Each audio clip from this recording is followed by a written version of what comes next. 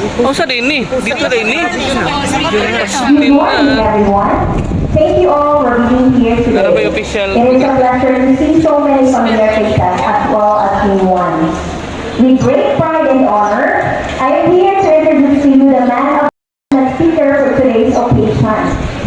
With his enthusiasm and made significant contributions to industrial engineering, computer programming, and politics. He took up his elementary education at Batangawan Central Elementary School, batch 2011-2012.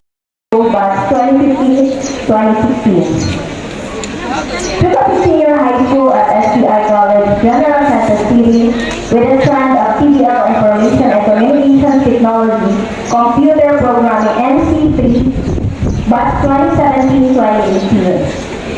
He finished his college at Notre Dame of the Science University with a degree of Bachelor of Science in Industrial Engineering, batch 2021-2022. He became the Photojournalist of the Year and Best in ICT at Daniel National High School to the most outstanding SP Project Award on Health category, Ideas Positive Unilab Foundation 2019. Second best in 3MC presentation, third best capstone infographics, fifth best improved speaker, best constructive speaker in business economics exhibition of Hart Notre Dame of the Science University 2019. Last case fellowship with a project titled Abante Project Academic 2020. Third place, Just and Governance Exemplar for Meaningful Service or GEM for Sangguniang Kabataan in 2021. He is the nominee for Outstanding College of Engineering, Architecture, and Technology Student Leader of the Year in 2022.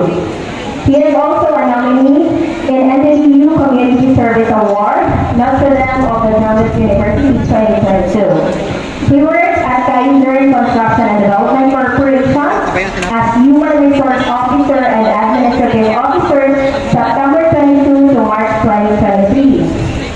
He also works at Steelwest Scanning Corporation as Operations Technical Associate, Research and Development from March 23 to May 2023.